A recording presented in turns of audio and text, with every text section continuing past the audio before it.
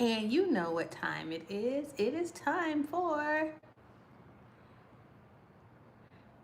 practice questions. So as you all come in, please introduce yourself. We are going to, oh yeah, I think I want to do this one. There we go. That's what we're starting at. What questions do you all have today? I hope you're having an amazing day. Happy Friday.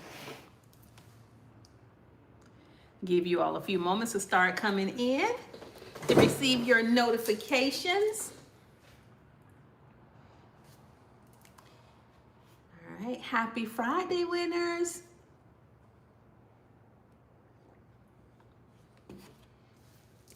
All right, it's office hours with Nurse Eunice.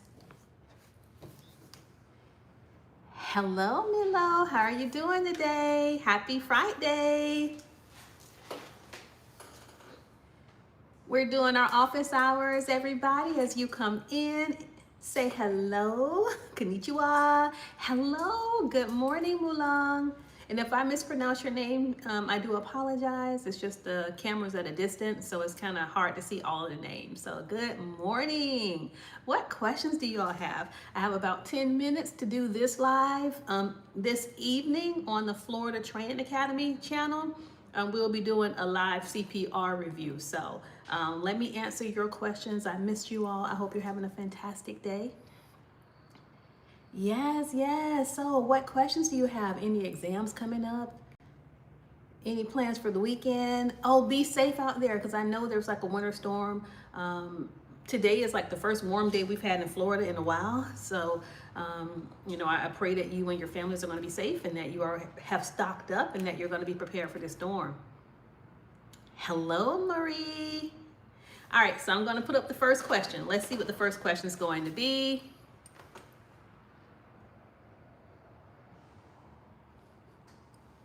All right, move my head over. What is a bony prominence? That is the first question. What is, a bony prominence? There. So what is a bony prominence, everybody? Is it an area where bone is close to the skin surface, a medical device, or a type of fracture? What is a bony prominence?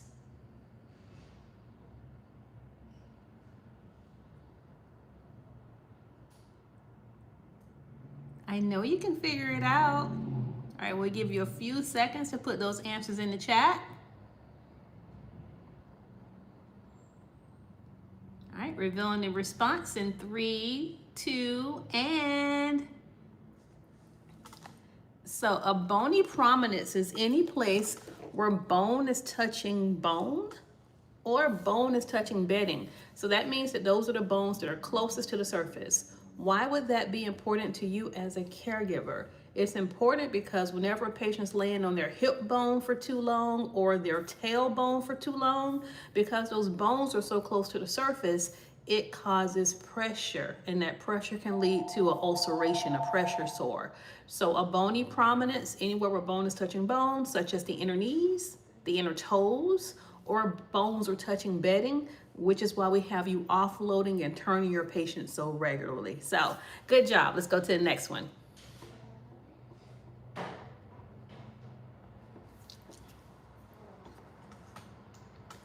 Which number in a blood pressure reading represents systolic pressure, which means when the heart contracts, so when it pumps?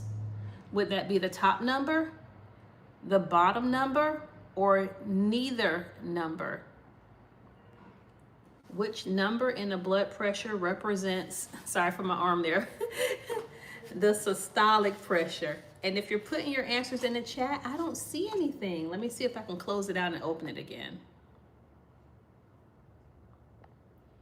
All right.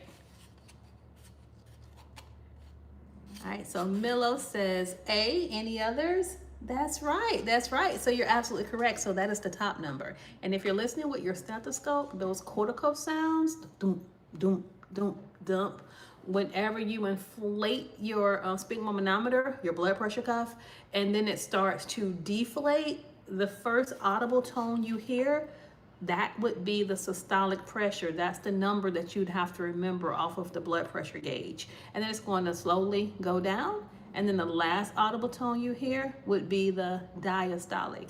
And if you need a video on that, I have it right here on this channel. So you would just do a search for blood pressures, and that'll teach you how to do blood pressure. So great job, team. I'm proud of you. Let's go to the next question.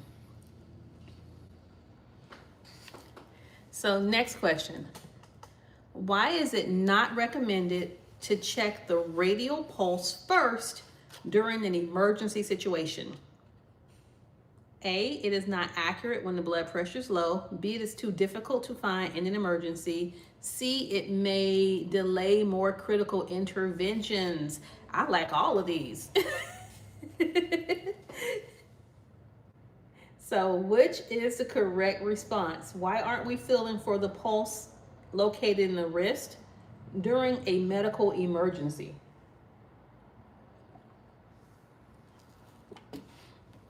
All right, so Marie says B, Lisa says C. Milo says A. So we have the full alphabet so far. And so I think the best response is B, and I'm gonna tell you why. Because it did not mention the blood pressure. So we were specifically talking about the pulse, and A changes it to blood pressure. C didn't discuss the pulse at all. It just says it may delay more critical interventions. And so the reason that we check the carotid pulse during the emergency, so if someone's not responding, it's rare that we're going to go for their radial pulse. If they're not responding, hey, are you okay? We're going for their carotid. Because if the heart is stopped or if the circulation is decreased, their hands could be cold. They're not going to have circulation to their extremities. However, proximity to the heart, this is my left side because of the camera's backwards. Because of proximity to the heart, the carotid pulses are closest to the heart, and the body is amazing. When it shunts, it's going to make sure that blood flows to the brain. Okay, so it's going to send blood this way, not necessarily down to your feet or to your arms. So the correct response is B. Great job. Hey. All right, and so let's go to the next one. Oh, this is an easy one. Let's see if you all can get this one. What is the primary purpose of a pulse oximeter?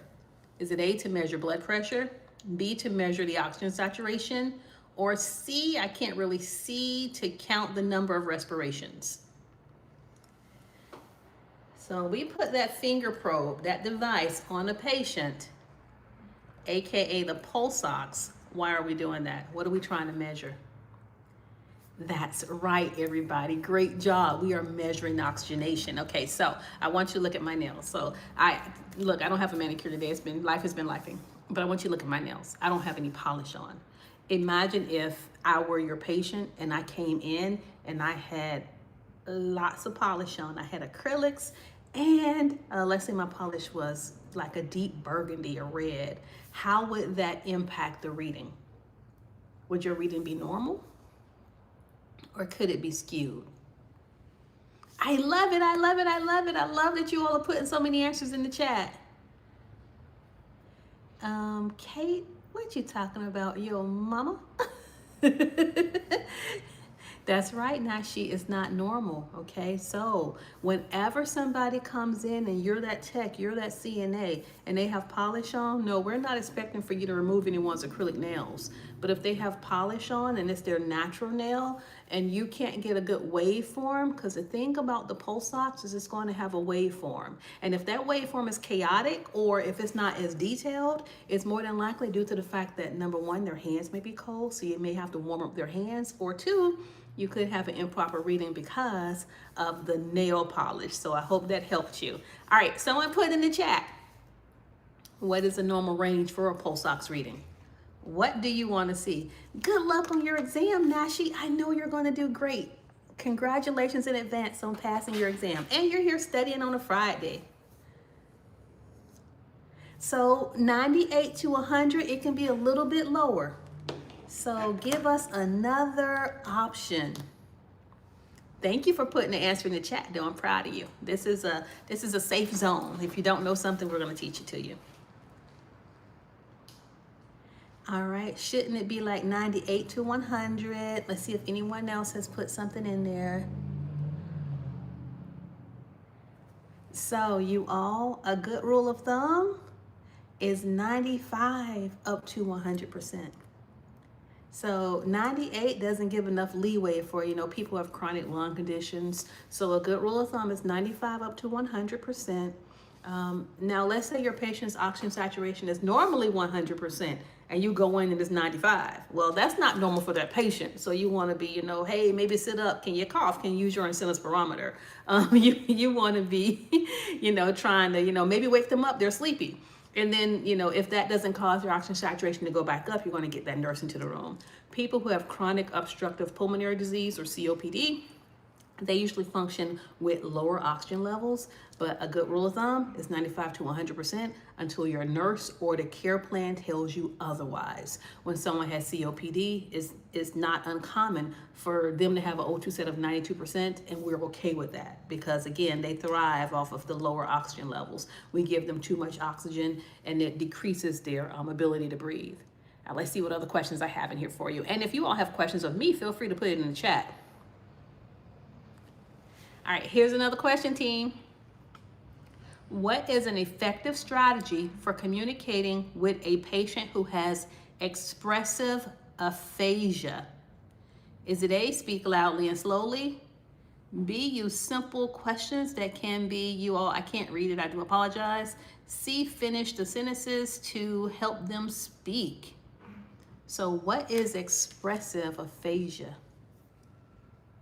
So Milo, if you failed your written exam twice, sorry, it's so loud up there. Have you been taking your written exam with the audio earpiece? And how many terms or practice questions are you answering daily? So it may be a language barrier. Sometimes when someone is from another, environment, learning English, and then on top of that, learning medical terminology in English is complicated. And so take the audio exam. Ask your instructor whenever they register you for your test, your written test again, that you want the audio exam, so the words will be read to you. And then you're really going to have to study medical terminology.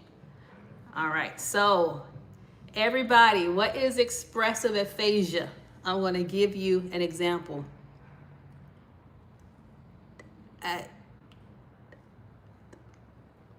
Someone who is trying to get the words out, but either it's really delayed or they're not able to communicate properly. So expressive aphasia can happen after a stroke, after a head injury, and so they're having an inability to speak.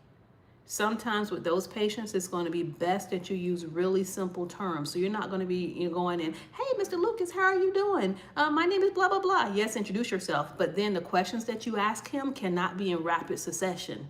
You have to give them a chance to answer, and then you have to pose the question in a simpler way so that they can respond by saying yes or no, or by nodding, shaking their head no, or giving you a thumbs up and a thumbs down. That's how you're going to communicate with somebody who has expressive aphasia. All right, and so you all didn't put any questions in the chat. You all are a quiet group. So I have another meeting. I will see you all on our other channel, which is Florida Training Academy, tonight for our CPR practice test. So I love you all. Good luck on your test, and I hope that these recommendations and this quick practice session helped you. Until next time, bye everybody.